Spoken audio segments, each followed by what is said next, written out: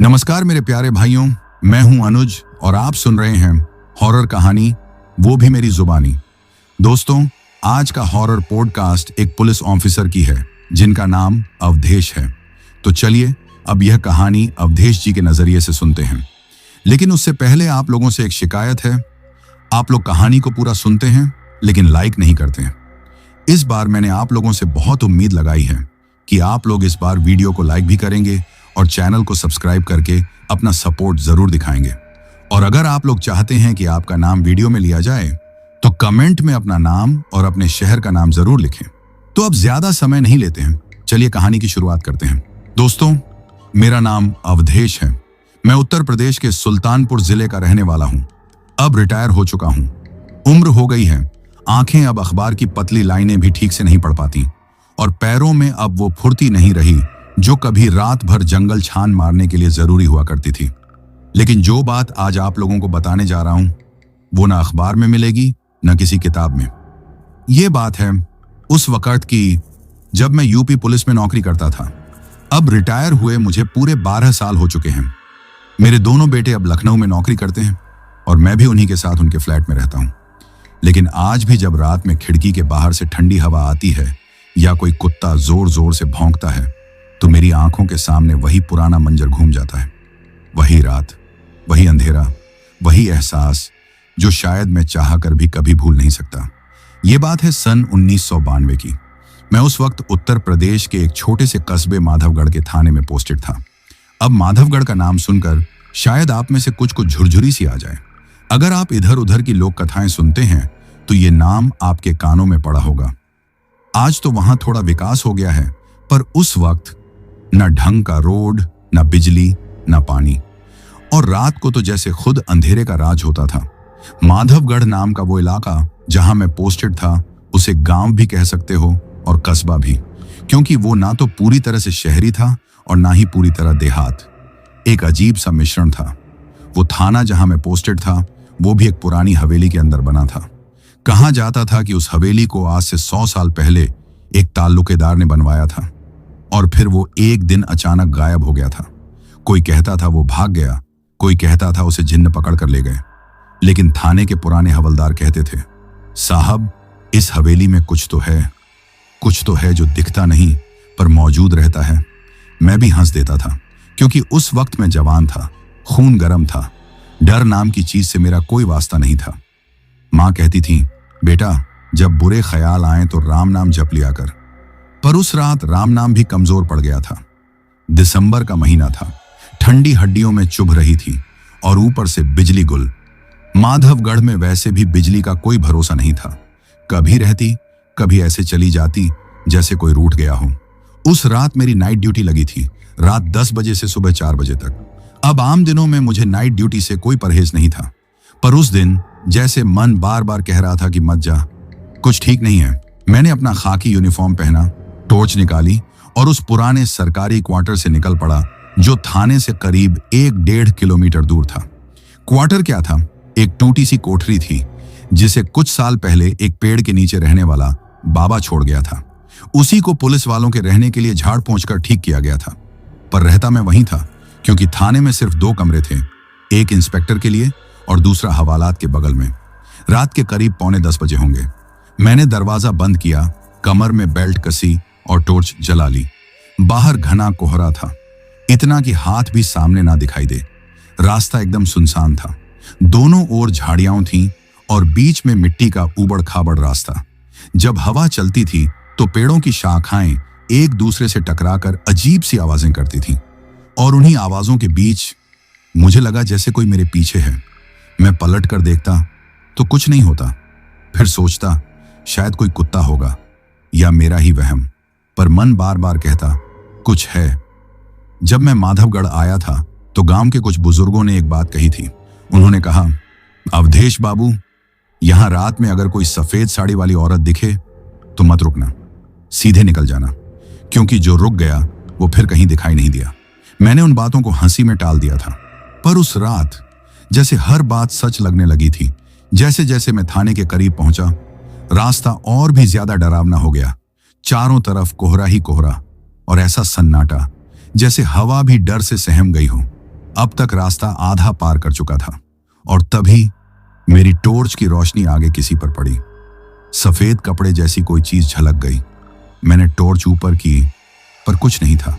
फिर अचानक पीछे से कदमों की आवाज आई।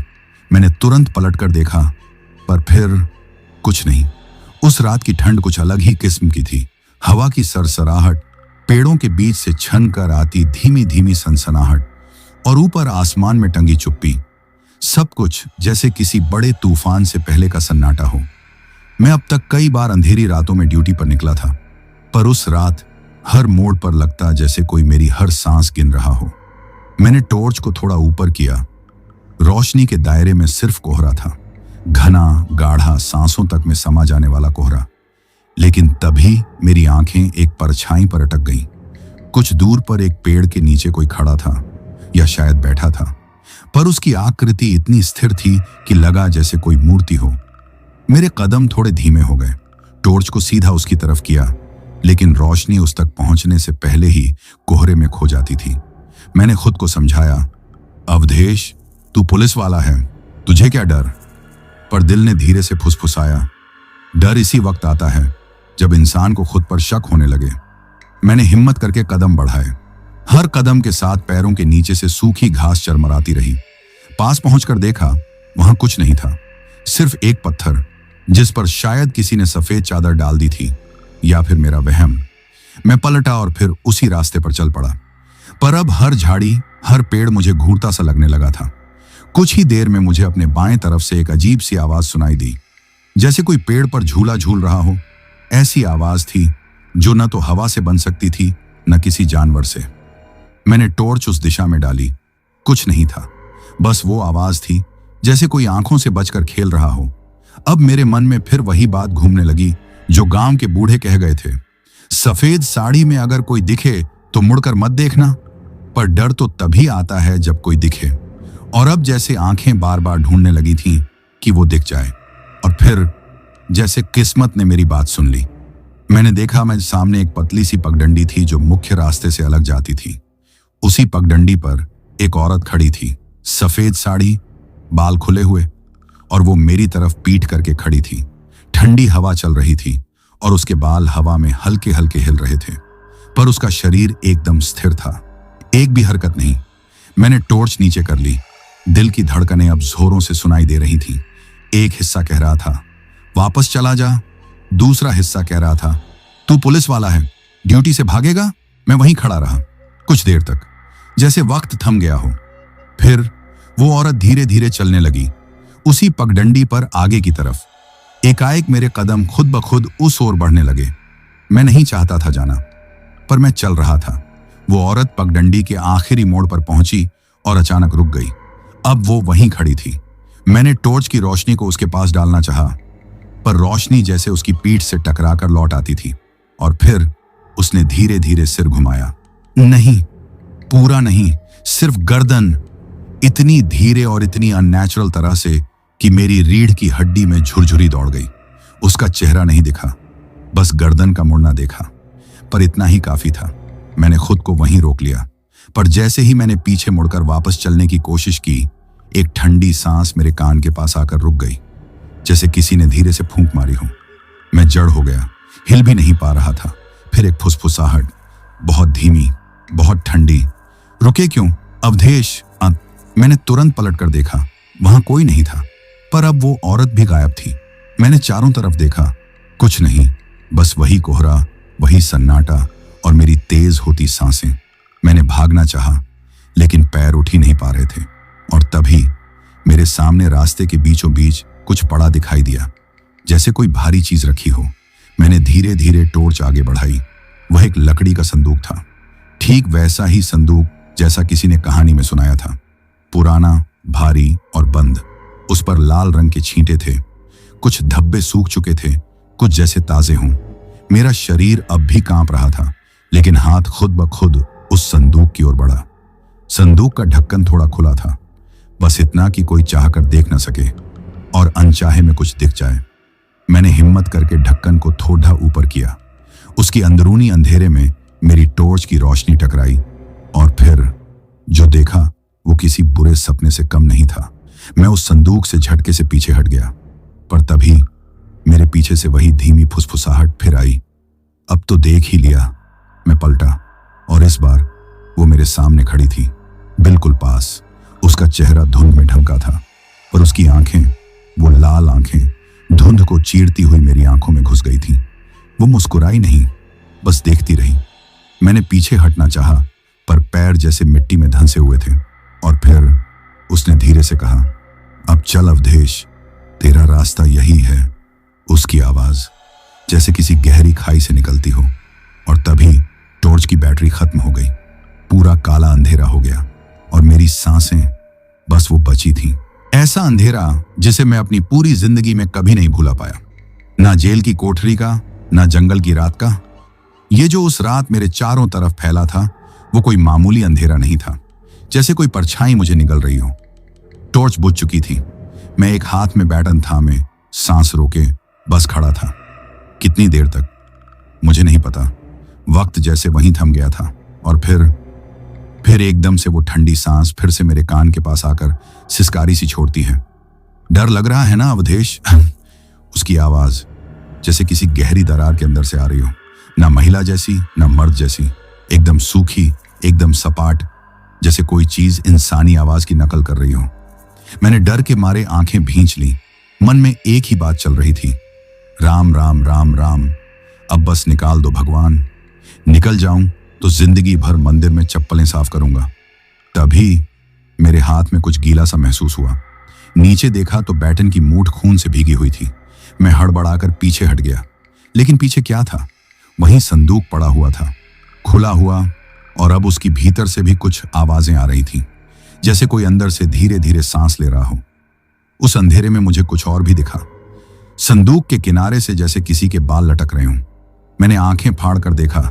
हाँ, वो बाल ही थे, लंबे, गीले और उलझे हुए।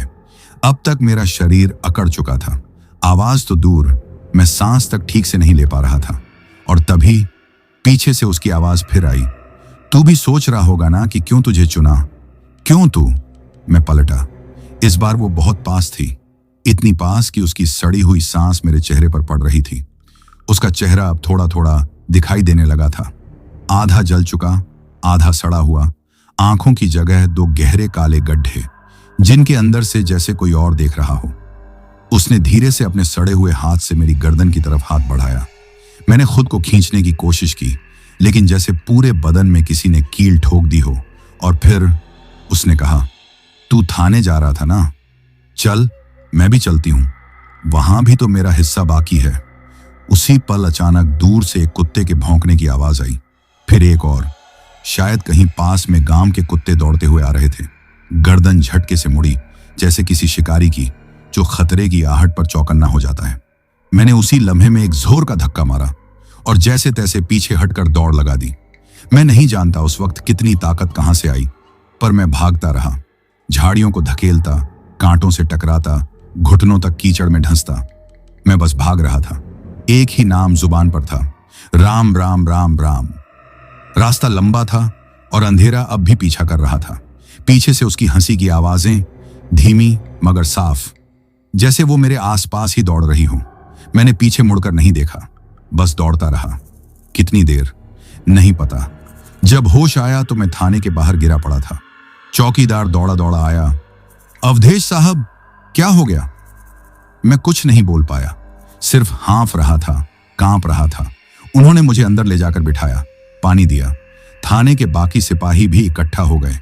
मेरे होंठ सूख चुके थे, लेकिन जैसे तैसे मैंने कहा, संदूक, वो औरत, जंगल की तरफ।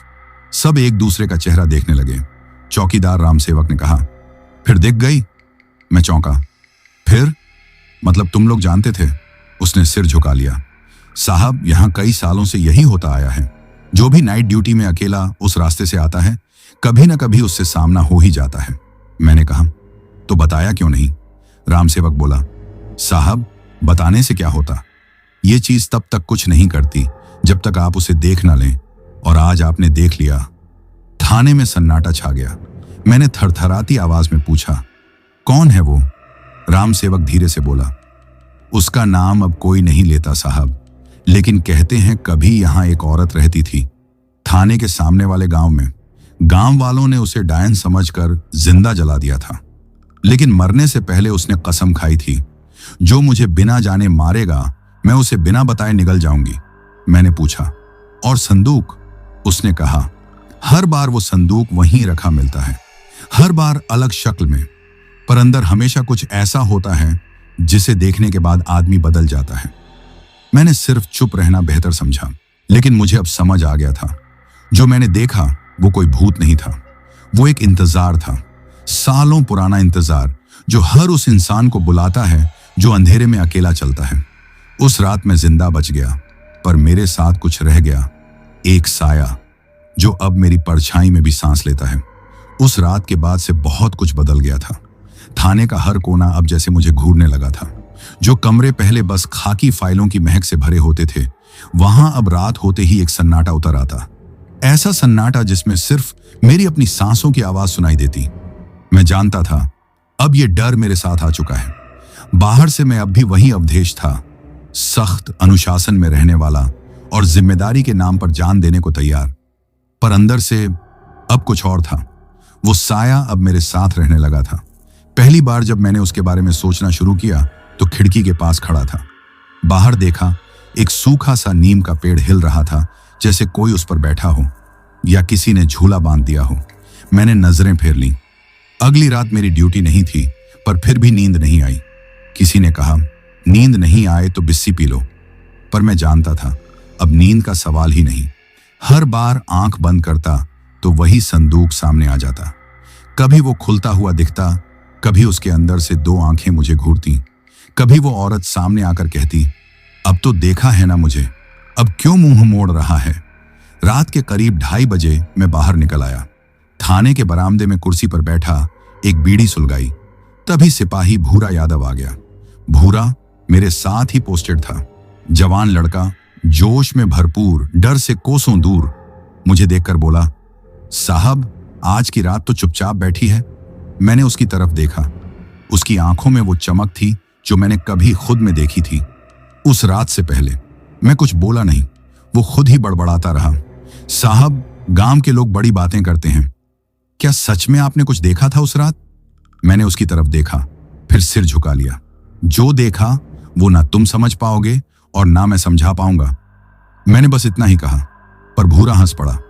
अरे साहब, डर तो तब लगे जब साया पकड़ के ले जाए। वैसे आज मेरी नाइट है, चलूं? मैंने उसे रोकना चाहा। भूरा, एक बात सुन। जी साहब, आज रास्ता बदल देना। जो छोटा रास्ता है ना, कुएं के पास से, उस पर मत जाना। उसने फिर हंसते हुए सलाम ठोका। अरे साहब, डर गए क्या? मैं तो रोज वहीं से जाता हूं, आज भी जाऊंगा। देखिएगा, सुबह सबसे पहले वहीं पहुंचूंगा। और फिर वो चला गया। मैं वहीं बैठा रहा। बीड़ी बुझ चुकी थी और अंदर कहीं एक हुक सी उठी, जैसे कोई मेरे सीने में हल्का सा कांटा चुभा गया हो। सुबह 4 बजे की ड्यूटी खत्म होने को आई, लेकिन भूरा नहीं लौटा। थाने के बाकी लोग आने लगे, चाय बनने लगी, पर भूरा नहीं आया। मैंने सिपाही लक्ष्मण को कहा, जा देख कहां है। लक्ष्मण चला गया। करीब 20 मिनट बाद जब लौटा तो उसकी सांस फूल रही थी। साहब, भूरा, क्या हुआ? साहब, वो कुएं के पास पड़ा है। जिंदा है? मैंने झट से पूछा। पता नहीं साहब, आंखें खुली हैं, लेकिन जैसे कुछ देख रहा हो जो दिख नहीं रहा। मैं तुरंत उठा और अपनी टॉर्च, डंडा लेकर उस रास्ते पर चल पड़ा। जब मैं उस कुएं के पास पहुंचा तो भूरा जमीन पर बैठा था, आंखें फटी हुई, सांसें चल रही थीं, पर होश गायब। उसकी आंखें सिर्फ एक दिशा में टिकी थीं, कुएं के मुंडेर की तरफ। मैंने देखा, वहां कुछ नहीं था, पर भूरा जैसे वहीं अटक गया था। मैं धीरे धीरे उसके पास गया, उसकी पीठ थपथपाई। भूरा, भूरा, क्या हुआ? वो कुछ नहीं बोला, बस एक बार धीरे से होंठ हिले। वो वहीं बैठी है साहब। मैंने देखा, वहां कुछ भी नहीं। कौन? मैंने पूछा। उसने कांपती आवाज में कहा, वो उसी संदूक वाली। तूने कुछ देखा क्या? मैंने पूछा। उसने सिर हिलाया। मैं कुएं के पास से जा रहा था। अंधेरे में कुछ पड़ा दिखा, जैसे किसी ने चादर ओढ़ रखी हो। मैं पास गया, पूछा, कौन है? चुपचाप। फिर चादर हटी और वही चेहरा, आधा जला, सड़ी हुई खाल। उसने कहा, अब तू भी देख चुका है। उसके बाद? मैंने पूछा। भूरा थरथराने लगा। उसके बाद मैं कुछ समझ नहीं पाया साहब। मुझे लगा मेरी आंखें वहीं जम गई हैं, जैसे किसी ने मेरी आत्मा बाहर खींच ली हो। मैंने उसे सहारा देकर उठाया और बाकी सिपाहियों की मदद से थाने ले आया। डॉक्टर को बुलाया गया। भूरा अब भी कुछ बोल नहीं पा रहा था, सिर्फ कांप रहा था। डॉक्टर ने कहा, कोई बहुत बड़ा मानसिक झटका लगा है। अगले 2 दिन भूरा कुछ नहीं बोला। फिर तीसरे दिन सुबह उसके होश में आने की खबर मिली। मैं उसके पास गया। वो मुझे देखकर चुपचाप बैठा रहा। मैंने पास जाकर पूछा, कैसा लग रहा है? उसने मेरी तरफ देखा, फिर धीमे से कहा, साहब, क्या मैं यहां से ट्रांसफर ले सकता हूं? मैं समझ गया, कुछ सवाल बेकार होते हैं। मैंने बस उसकी पीठ थपथपाई। मैं तेरी फाइल खुद ऊपर भिजवा दूंगा। उस रात जब मैं थाने में अकेला था तो पुराने रिकॉर्ड निकाल कर बैठ गया। मैंने पिछले 10 सालों के स्टाफ की लिस्ट देखी। कम से कम 5 लोगों ने ड्यूटी के दौरान ऐसी ही किसी अजीब बात का जिक्र किया था। किसी ने लिखा, सफेद कपड़े वाली कोई औरत दिखाई दी। किसी ने लिखा, रात के एक ही वक्त पर कुएं के पास अजीब साया दिखता है। पर हर बार रिपोर्ट अधूरी छोड़ दी गई, शायद डर के मारे या आदेश के अभाव में। लेकिन एक बात साफ थी, ये जो कुछ भी था सिर्फ मेरे साथ नहीं हो रहा था। ये कुछ था जो हर उस शख्स को अपने पास बुला रहा था जो उस पुराने रास्ते से गुजरता था, अकेला, अंधेरे में, और सबसे जरूरी, जो उसकी तरफ देखने की गलती करता था। अब मुझे यकीन हो चला था, वो सिर्फ एक आत्मा नहीं थी, वो एक इंतजार थी जो सबके मन की परछाई में घुस जाती थी। भूरा यादव के जाने के बाद थाने में एक अजीब सी खामोशी उतर आई थी। सभी सिपाही अपनी ड्यूटी करते थे, पर जैसे हर किसी की नजरें अब एक दूसरे से कुछ छुपा रही थीं। शब्द कम हो गए थे और मन के भीतर कुछ घुसपैठ सी हो गई थी। वो डर जो अब तक सिर्फ किस्सों में था, अब हम सबके दरमियान सांसें लेने लगा था। मैं खुद भी अब चैन से नहीं सो पा रहा था। रात भर जागता रहता, खिड़की के बाहर अंधेरे में ताकता, जैसे हर रात कोई चेहरा, कोई साया, कोई परछाई मेरा इंतजार कर रही हो। 3 दिन ऐसे ही गुजर चुके थे। एक दिन सुबह सुबह गांव का एक बूढ़ा आदमी थाने आया, चौधरी हरिप्रसाद। कहने को तो रिटायर्ड पटवारी था, लेकिन गांव में उसकी बात को आज भी वजन से सुना जाता था। उसके साथ उसका पोता भी था, छोटा सा लड़का जो हाथ में दूध का लोटा लिए खड़ा था। मैंने उसे अंदर बुलाया। अवधेश बेटा, वो अपनी कांपती आवाज में बोला, तू कुछ पूछना चाहता है ना? पूछ ले। मैं चौंका। आपको कैसे पता? वो मुस्कुराया। जिसने देखा है वो पहचान लेता है। तेरे चेहरे पर वो डर दिख रहा है जो आज से 30 साल पहले एक और आदमी के चेहरे पर दिखा था। मैं थोड़ा झुककर बोला, आप जानते हैं उस औरत के बारे में? वो एक पल के लिए चुप हो गया, फिर बोला, उसका नाम चंपा था। मैंने चौधरी हरिप्रसाद को बगल के कमरे में ले जाकर कुर्सी दी। वो बैठा और धीरे धीरे बोलने लगा। चंपा इस गांव की नहीं थी। वो गांव के बाहर के जंगल में नील गांव के रास्ते पर एक छोटी सी झोपड़ी में रहती थी। कोई नहीं जानता था उसका घर कहाँ है, कौन उसका आदमी था। बस लोग कहते थे वो झाड़ फूंक करती थी। औरतें अपनी बीमार औलादों को, लोग अपनी बुरी किस्मत को ठीक कराने के लिए उसके पास जाते थे। तो वो तांत्रिक थी? मैंने पूछा। शायद थी या शायद नहीं थी। लेकिन फिर क्या हुआ? एक साल बारिश बहुत कम हुई थी। गांव में अकाल सा पड़ गया। फसलें सूख गईं, जानवर मरने लगे। गांव वालों ने फैसला किया कि यह सब चंपा की वजह से हो रहा है।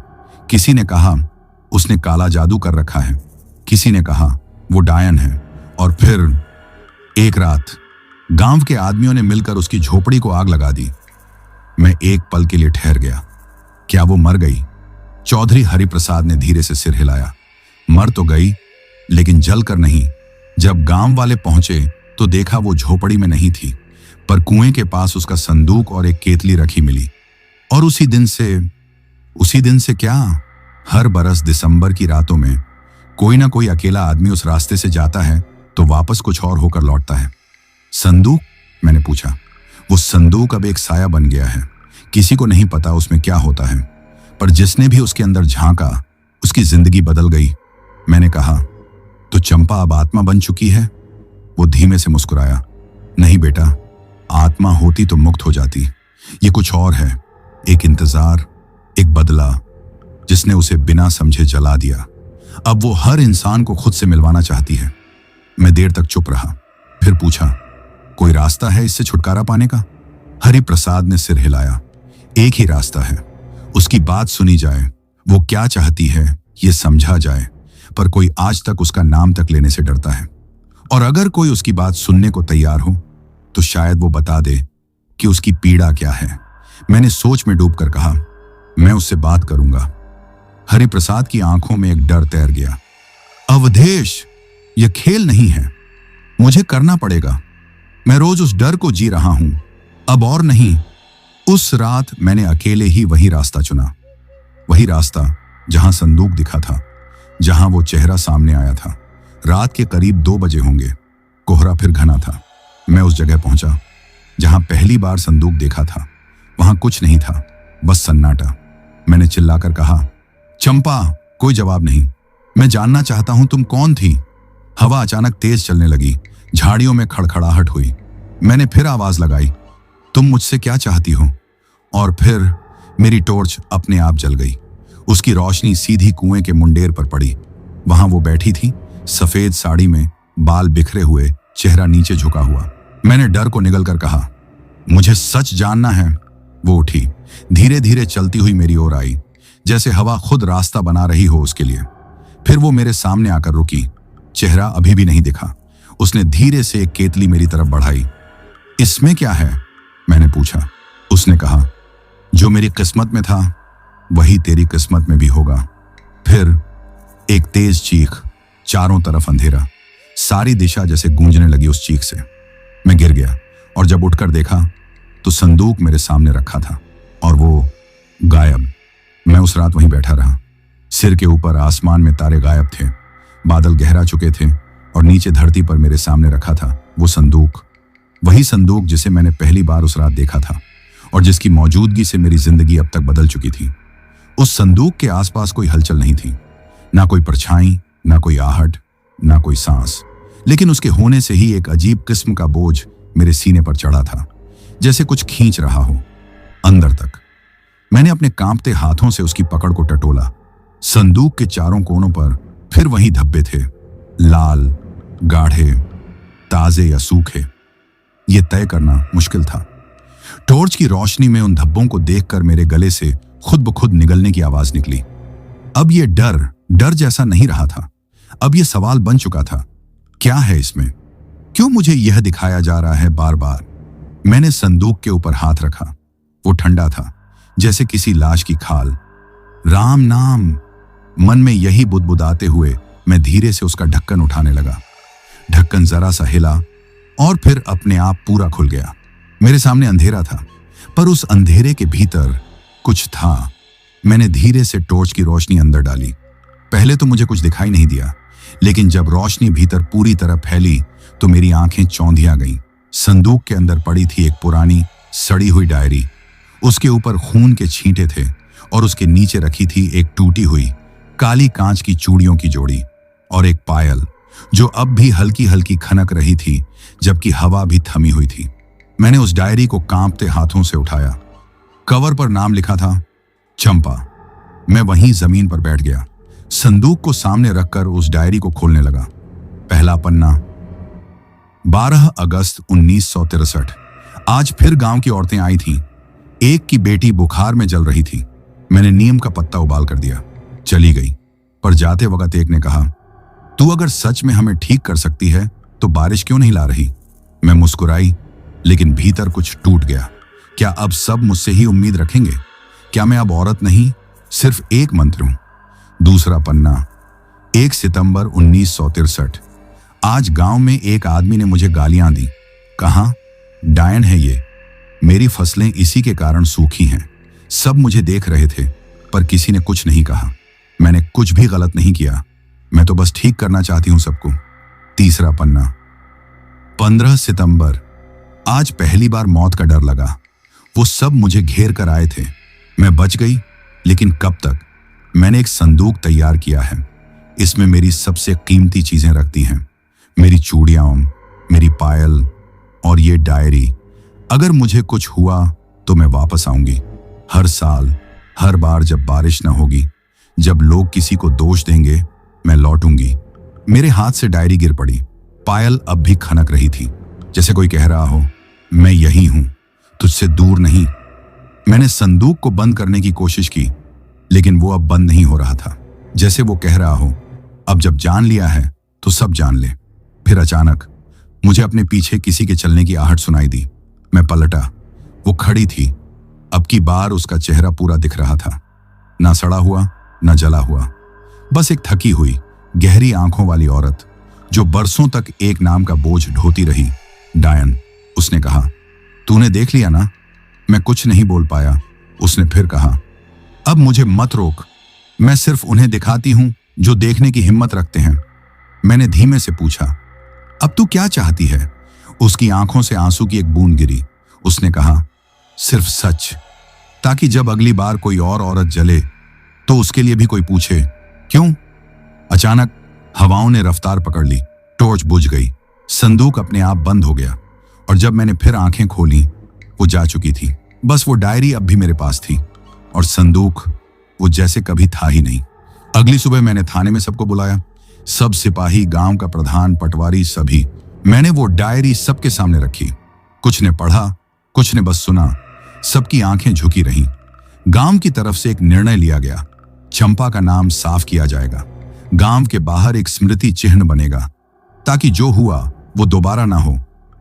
पर एक बात मैं जानता हूं, उसकी आत्मा अब भी वहीं कहीं है। वो अब भटकती नहीं, बस देखती है कि अब कोई और चंपा ना बन जाए। और वो संदूक, वो तब तक नहीं खुलेगा जब तक कोई उसे फिर से बंद करने की जिम्मेदारी ना ले। उस दिन के बाद से मैंने थाने की दीवारों को अलग नजरों से देखना शुरू कर दिया। कहीं कोई दरार दिखे तो लगता शायद वो यहीं से झांकती है। कहीं कोई पुराना दाग हो तो लगता उसकी किसी बीती चीख का निशान है। मैं अवधेश, एक वर्दी वाला आदमी जिसने कभी खून देखकर भी माथे की सिकुड़न नहीं बदली, अब रात को अकेला सोने से डरने लगा था। वो डायरी अब भी मेरे पास थी। मैंने उसे थाने की तिजोरी में रखवा दिया था, पर न जाने क्यों उसकी मौजूदगी हर वक्त मेरे कंधे पर बोझ बनकर टिकी रहती। हर रात जब थाने की बत्तियां बुझती और स्टाफ अपने अपने बिस्तर में होता, मैं अकेले चौकी के बरामदे में बैठा रहता, कान लगाए कि कहीं वो आवाज फिर ना आ जाए। एक रात की बात है, मैं अपनी कुर्सी पर बैठा था। हवा बिल्कुल बंद थी। चारों तरफ चुप्पी, ऐसी जैसे जमीन खुद सांस लेना भूल गई हो।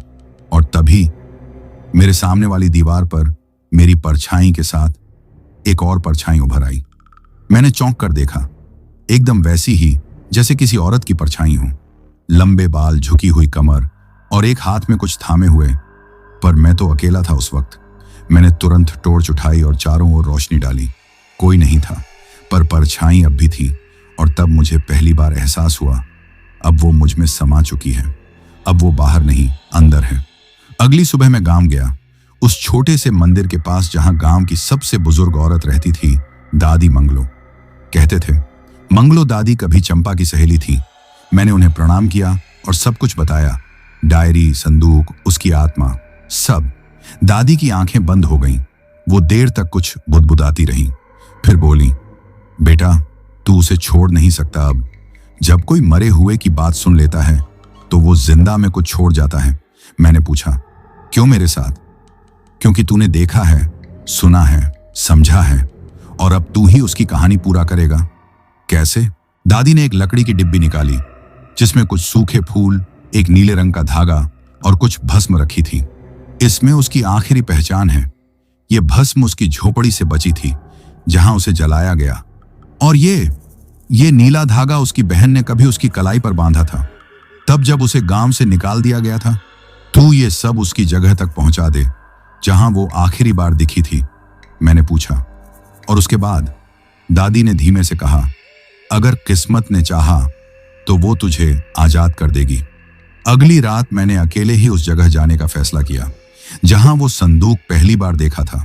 वही सूनी, झाड़ियों से घिरी, कुएं के किनारे वाली जगह। मैंने साथ में वो डिब्बी ली, एक लाल कपड़े में बांधकर अपने थैले में रख ली। रात के करीब 1:30 थे। मैं उस जगह पहुंचा। सब कुछ वैसा ही था, कोहरा, ठंड, सन्नाटा। मैंने लाल कपड़ा खोला और धीरे धीरे वो सूखे फूल, धागा और भस्म उस कुएं के किनारे रख दिए। फिर जमीन पर बैठकर आंखें बंद कर ली। मैंने कुछ नहीं कहा, बस मन ही मन यही दोहराता रहा, जो दर्द तुझ पर बीता वो अब मेरी जिम्मेदारी है। अगर तुझे कुछ चाहिए तो मुझसे कह। करीब 5 मिनट तक कुछ नहीं हुआ। फिर अचानक हवा चलने लगी, तेज, बहुत तेज। कुएं से एक अजीब सी गंध उठने लगी, जैसे जले हुए कपड़े और मिट्टी की मिली जुली गंध। मैंने आंखें खोली और सामने देखा वो खड़ी थी, पर इस बार वो औरत नहीं थी, ना साड़ी ना बाल, बस एक धुंधली नीली रोशनी की परछाई, जैसे धुएं की कोई मूर्ति। उसने मुझसे कुछ नहीं कहा, बस मेरी तरफ बढ़ी और मेरे कंधे पर हाथ रखा। वो स्पर्श न ठंडा था न गर्म, बस ऐसा जैसे हवा खुद मुझे छू रही हो। फिर उसकी आंखों से एक बूंद आंसू गिरी और वो धुंध टूटकर आसमान की ओर उड़ गई।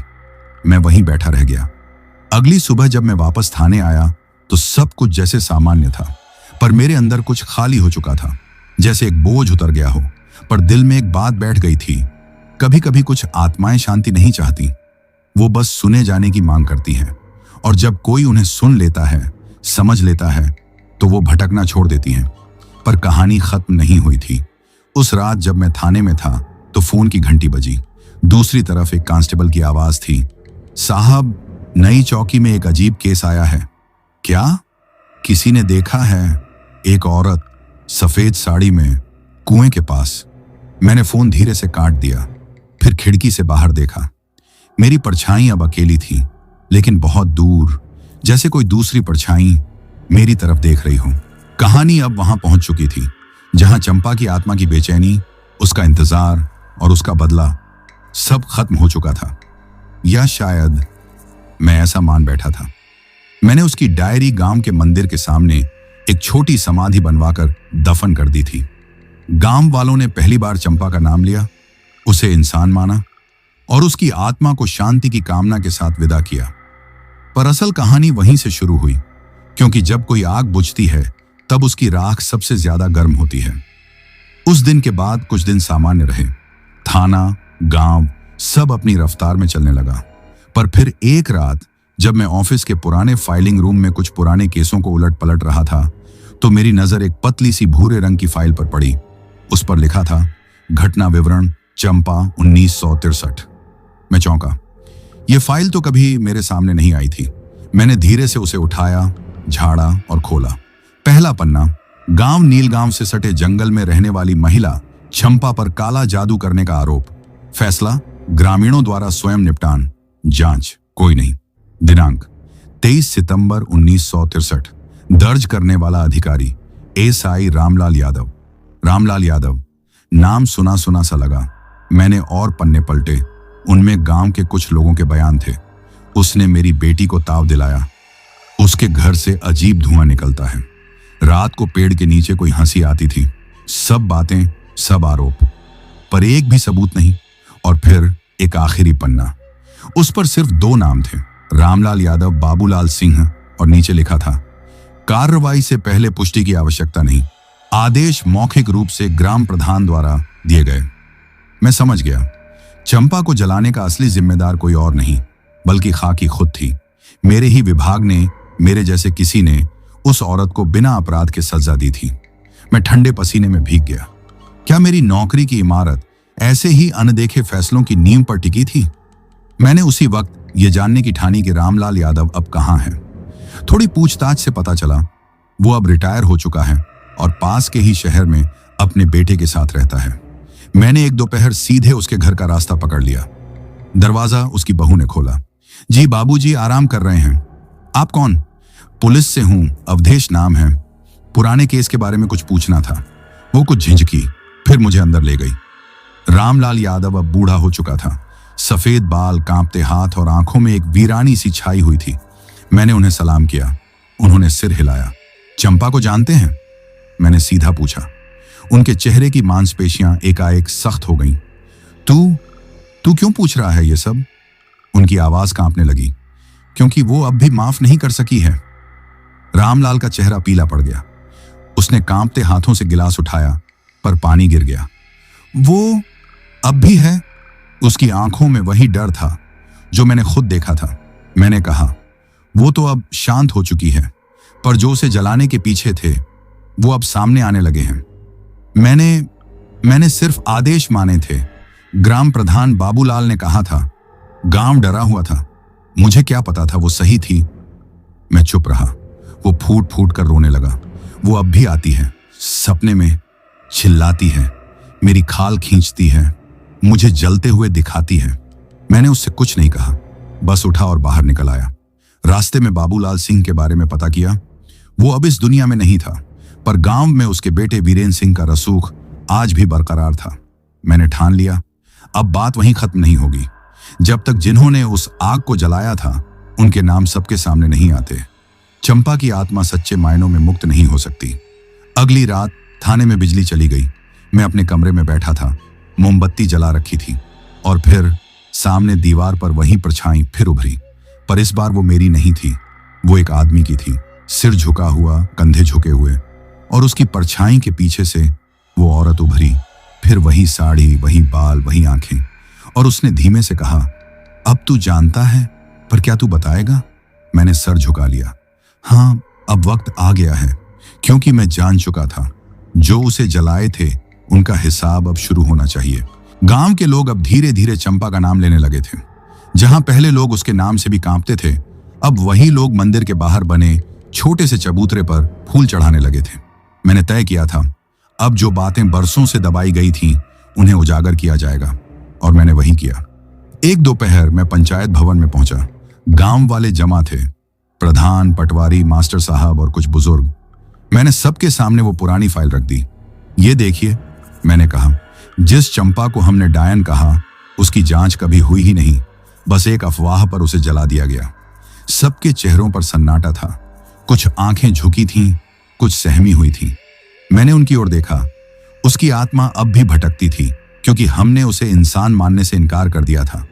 अब भी वक्त है, उसकी गलती नहीं, हमारी थी। मैंने चुपचाप वो डायरी फाइल के ऊपर रख दी। किसी ने विरोध नहीं किया। बस मास्टर जी ने धीरे से कहा, तो अब क्या करना होगा रामजन्म बाबू? मैंने जवाब दिया, एक सभा कीजिए, सरेआम उसकी हत्या के लिए माफी मांगिए, और उसका नाम उस तालाब के पत्थर पर खुदवाइए जहां उसकी झोपड़ी थी, ताकि अगली पीढ़ी जाने कि एक निर्दोष औरत को हमने जला दिया था, और अब कोई ऐसी गलती ना हो। फैसला सबने माना। अगले रविवार गांव भर में सभा हुई।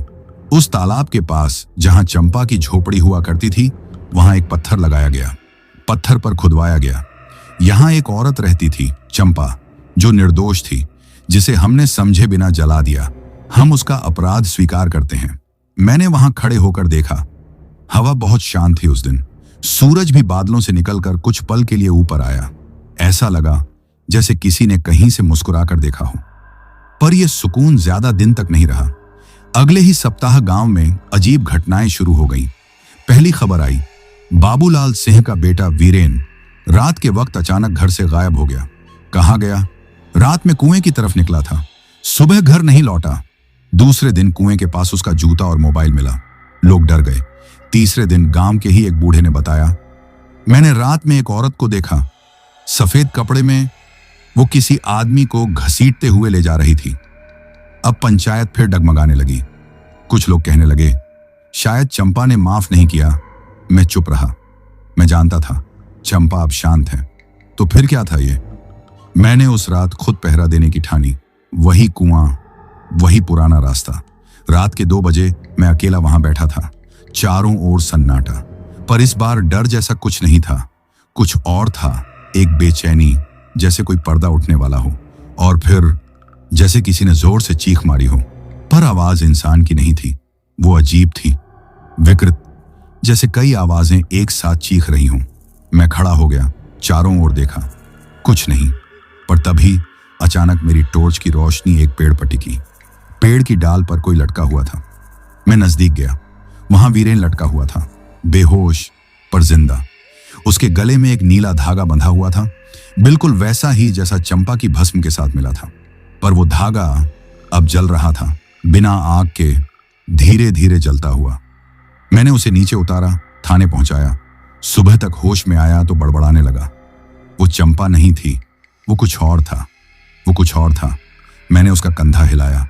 क्या देखा तूने? उसकी आंखें डर से फटी हुई थीं। वो औरत, पर चेहरा नहीं था। बस एक छाया। उसने कहा, अब मैं चंपा नहीं हूं, मैं वो हूं जो सबका हिसाब रखती हूं। अब मुझे समझ आने लगा था, चंपा की आत्मा ने तो शांति पा ली थी, लेकिन जिस आग में उसे जलाया गया, उस आग ने कुछ और पैदा कर दिया था। एक छाया जो सिर्फ बदले के लिए नहीं बल्कि इंसाफ के नाम पर सजा देने निकली थी। वो अब चंपा नहीं थी, वो कुछ और बन चुकी थी। एक ताकत जो उन सबको एक एक कर ढूंढेगी, जो कभी उसे झूठा समझे, जो चुप रहे, जो तमाशा देखे। और अब वो सबकी परछाई में थी।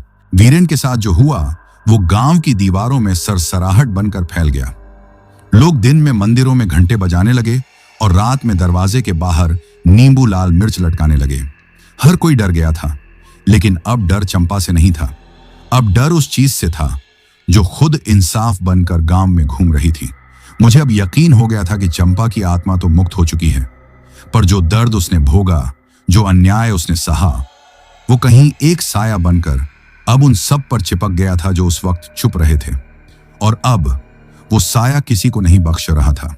3 दिन तक गांव शांत रहा।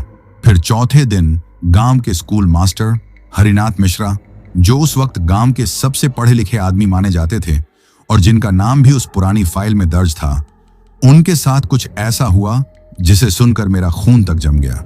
सुबह स्कूल नहीं खुले। बच्चों ने मास्टर जी को बुलाने भेजा, पर उनके घर का दरवाजा अंदर से बंद था। आवाजें दी गईं, कोई जवाब नहीं। आखिर खिड़की तोड़ी गई। अंदर का नजारा किसी फिल्म से कम नहीं था। मास्टर जी जमीन पर एक कोने में दुबके हुए थे।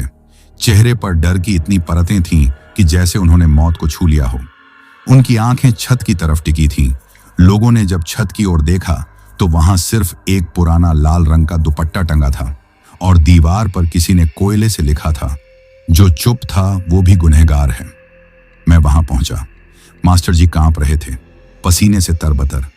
मैंने पूछा, क्या हुआ? उन्होंने फटी आवाज में कहा, मैंने कुछ नहीं किया था, मैं तो बस वहीं था उस रात, चुप था। लेकिन चुप तो था ना। फिर फूट फूट कर रोने लगे। मैंने उन्हें शांत किया और घर वालों को हिदायत दी कि उन्हें अकेला ना छोड़ें।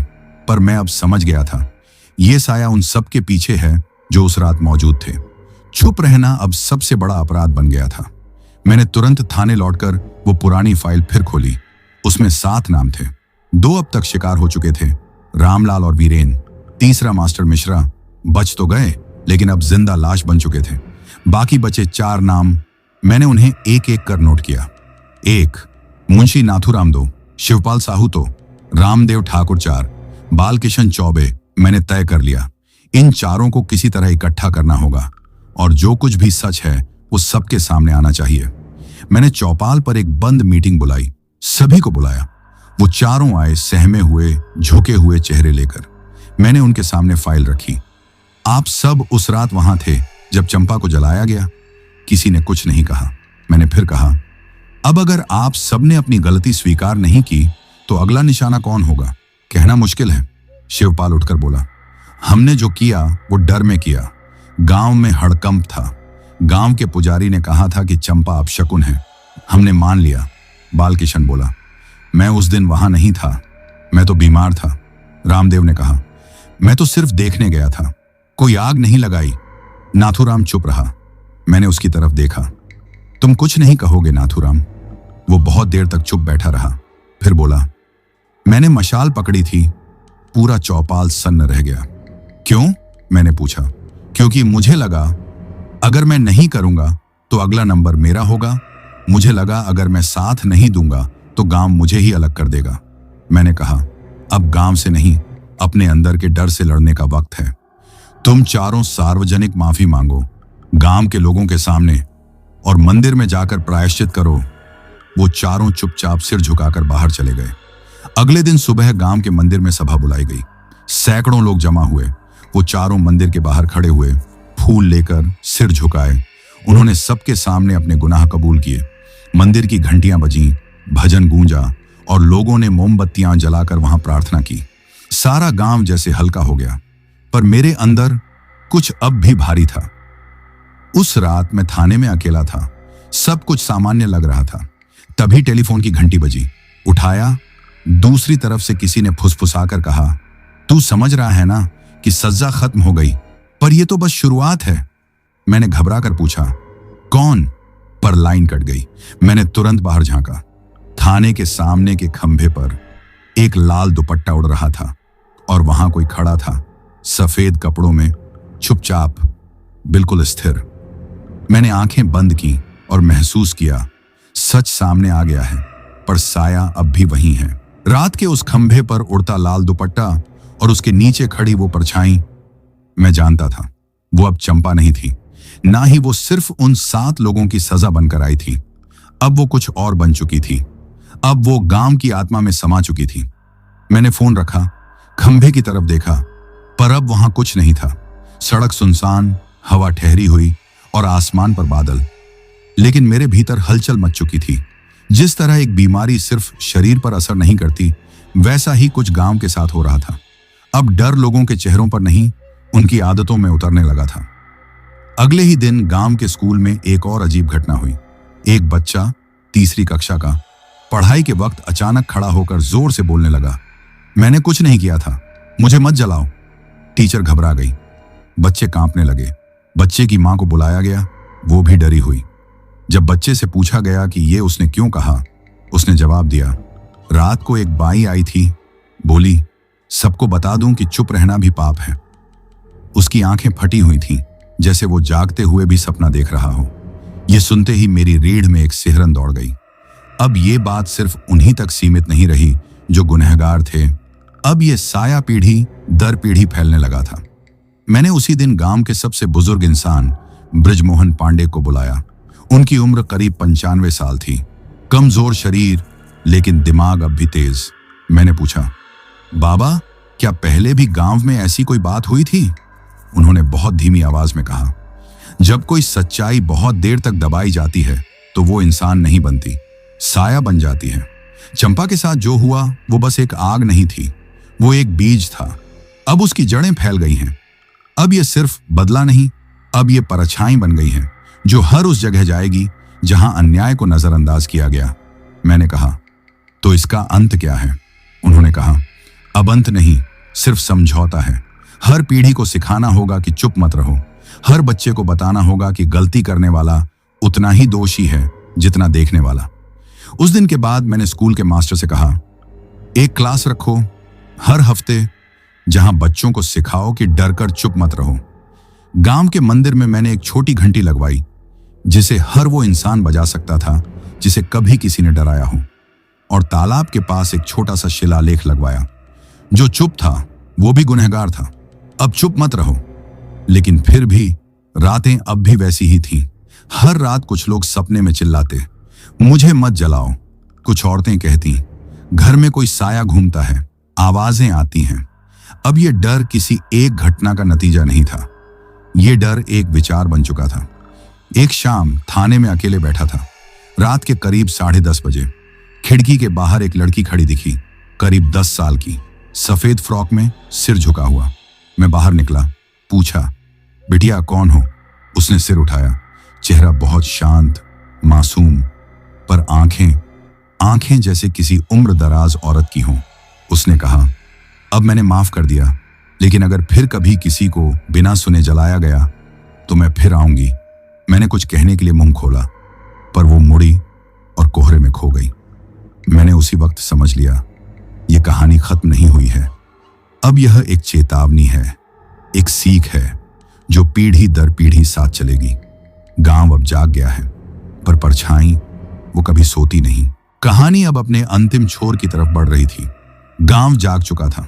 लोग अब डर की जगह समझदारी से देखने लगे थे। माफिया मांगी जा चुकी थी। स्कूलों में बच्चों को सिखाया जा रहा था कि चुप रहना भी पाप है।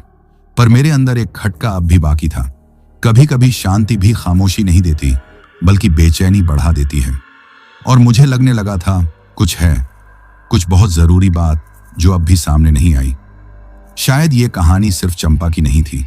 शायद यह कहानी उस जमीन की थी, उस आग की जिसने चंपा को निगला। और अब वो आग, वो जमीन मुझसे कुछ कहना चाहती थी। एक शाम जब आसमान बादलों से ढंका था और हल्की हल्की बूंदाबांदी हो रही थी, मैं अकेले तालाब के किनारे बैठा था। हवा में नमी थी और मिट्टी की महक फैली हुई थी। वहीं उस पत्थर पर बैठकर जिसे चंपा की स्मृति में रखा गया था, मैं खुद से बातें करने लगा। क्या अब तू वाकई जा चुकी है चंपा? क्या वो साया तुझसे जुड़ा था या उस सिसकती आवाज से जो इस गांव में हर तीसरे घर में दबी हुई है? मैं यही सोच रहा था कि मेरे ठीक बगल में किसी के बैठने की आहट हुई। मैंने चौंक कर देखा। एक औरत बैठी थी, सफेद साड़ी में नहीं, अब की बार एक गाढ़े नीले रंग की साड़ी में, बाल बंधे हुए, चेहरा साफ, शांत और आंखों में गहराई। चंपा, मेरे मुंह से खुद ब खुद निकला। उसने सिर हिलाया। अब वो नाम मैं नहीं हूं, अवधेश। मैं स्तब्ध रह गया। उसने मेरी तरफ देखा। तू जानता है, ये सब तब तक खत्म नहीं होगा जब तक वो आग नहीं बुझाई जाती जो मेरे साथ जली थी और आज भी किसी न किसी के मन में धधक रही है। मैंने धीरे से कहा, मैंने सब किया, माफिया, नाम की सफाई, मंदिर में घंटी, और क्या बचा है? उसने कहा, तू बचा है। मैं चौंका। मैं? उसने मेरी ओर देखा। तू जिसने देखा, सुना और फिर भी सोचता रहा कि तू बस गवाह था। तूने सबको बदल दिया पर खुद को छोड़ दिया। उसका चेहरा अब बदलने लगा था। वो अब वो औरत नहीं रही थी। अब वो एक प्रकाश बन रही थी, जैसे कोई पुराना ख्वाब, कोई पुराना सच। चंपा, मैंने कहा, मैं सिर्फ एक सिपाही था, मैं क्या कर सकता था? उसने कहा, सिर्फ एक सिपाही नहीं, तू वो आदमी था जिसने मेरी डायरी पढ़ी, जिसने मेरी बातों को जिंदा किया। अब तुझे भी वो करना होगा जो मैं नहीं कर सकी, सच को कहानियों में बदलना और उन कहानियों को हर गांव, हर शहर, हर पीढ़ी तक पहुंचाना। मैंने उसकी आंखों में देखा। वो अब आत्मा नहीं थी, वो अब सिर्फ चंपा नहीं थी, वो अब हर औरत, हर इंसान थी जिसे कभी बिना सुने, बिना समझे मिटा दिया गया था। अगले पल वो गायब हो गई। हवा तेज चलने लगी और तालाब की सतह पर लहरें उठी, लेकिन मेरे मन में एक अजीब शांति उतर आई थी। मैंने उसी दिन थाने में इस्तीफा लिखा। कारण पूछा गया तो मैंने बस एक लाइन लिखी, अब मेरी ड्यूटी कहानियां सुनाने की है। उस रात आखिरी बार मैं उसी पुराने रास्ते पर गया जहां संदूक मिला था, जहां साया दिखा था, जहां सब शुरू हुआ था। अब वहां कुछ नहीं था, ना संदूक, ना परछाई, ना कोई आहट। बस एक टहनी जमीन पर पड़ी थी जिस पर नीले धागे बंधे थे और एक टूटी हुई चूड़ी। मैंने उन्हें उठाया, जेब में रखा और पहली बार बिना मुड़कर देखे वहां से लौट आया। अब मैं लिख रहा हूं कहानियां, सच्ची, कड़वी, जरूरी, उनकी जिनकी आवाज दबा दी गई थी। अब मैं थाने में नहीं, हर गांव, हर चौराहे, हर स्कूल में जाता हूं और हर बार एक ही कहानी कहता हूं। एक औरत थी, चंपा, जिसे बिना सुने जला दिया गया, पर उसकी आग आज भी जिंदा है ताकि कोई और चुप न रहे। तो दोस्तों, यह कहानी यही खत्म हुई। अब जिन भाइयों ने अपना नाम वीडियो में कमेंट किया था उनका नाम लेते हैं।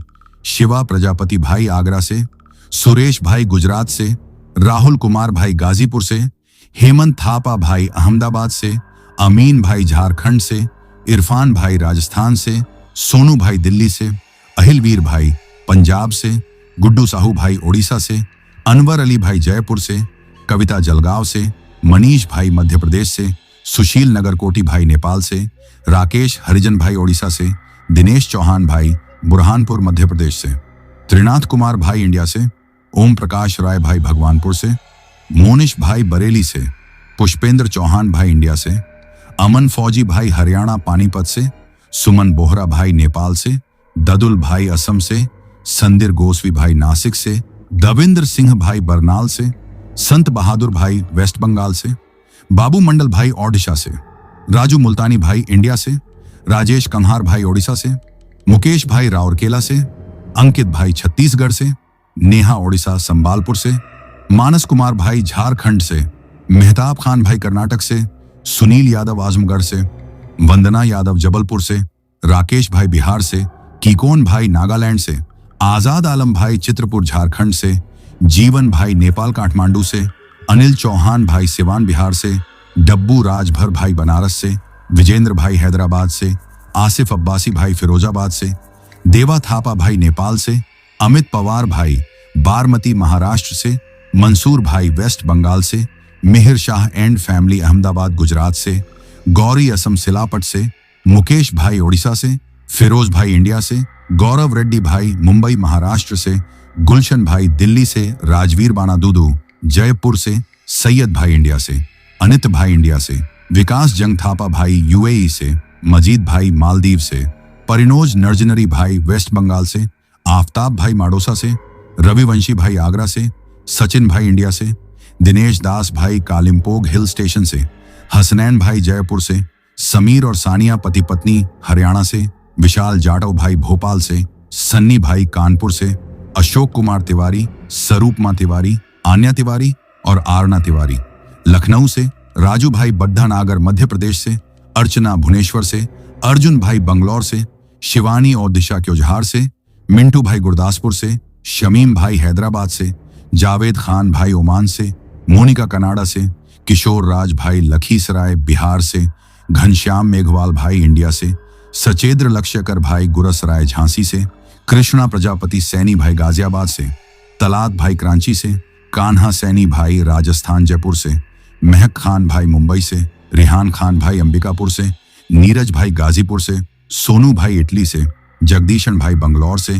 अनीता राजस्थान से, सुनीता महादिक बुरहानपुर मध्य प्रदेश से, अनवर आवारा भाई अलवर राजस्थान से, अजय भाई इटावा से, नरेश भाई भावनगर से, जिसान अहमद भाई राजस्थान से, शिवम मौर्य भाई ग्वालियर से, शेखर भाई असम से, सैयद मेहंदी भाई गुजरात से, राहुल भाई सूरत से, रोहन भाई उत्तर प्रदेश से, नरे अफसाना भाई गरवा झारखंड से, कफील भाई सऊदी से, आलोक कुमार भाई मुजफ्फरपुर बिहार से, विक्की भाई पंजाब से, सुखप्रीत सिंह भाई जालंधर पंजाब से, विक्रांत तमंग भाई वेस्ट बंगाल से, सोहिल भाई बिहार से, कैलाश असोले भाई इंडिया से, राहुल चौहान भाई बिहार से, इश्नु कुमार भाई देवघर झारखंड से, सरफराज भाई मुंबई से, अहसान भाई उत्तर प्रदेश गोंडा से, जॉन संगतम भाई नागालैंड से, विजय भलावी भाई महाराष्ट्र से, नागेश गोरे भाई हैदराबाद से, विश्वादीप घोष भाई माथाभंगा से, विनोद गुरुंग भाई दुबई से, रवि जायसवाल भाई सोनभद्र से, वाजिद भाई पाकिस्तान से, सोहम भाई चंडीगढ़ से, प्रदीप भाई शिमला से, आकाश एक्का भाई इंडिया से, स्मृति रंजन ओडिशा से, राणुगिरी दुबई से, और जिन भाइयों ने अपना नाम कमेंट किया है लेकिन उनका नाम वीडियो में नहीं लिया गया है, तो भाइयों आप लोग टेंशन ना लें, आप लोगों का नाम अगली वीडियो में जरूर लिया जाएगा। और अगर आप लोग भी चाहते हैं कि आपका नाम वीडियो में लिया जाए तो अपना नाम और अपने शहर का नाम वीडियो में कमेंट करें। अगर आपको यह कहानी पसंद आई हो तो वीडियो को लाइक और चैनल को सब्सक्राइब करें ताकि और भी डरावनी कहानियां आप तक पहुंच सकें। कहानी को अंत तक सुनने के लिए दिल से धन्यवाद दोस्तों। आज के लिए बस इतना ही, मिलते हैं जल्द ही कुछ नई कहानियों के साथ। तब तक के लिए अपना ध्यान रखिए।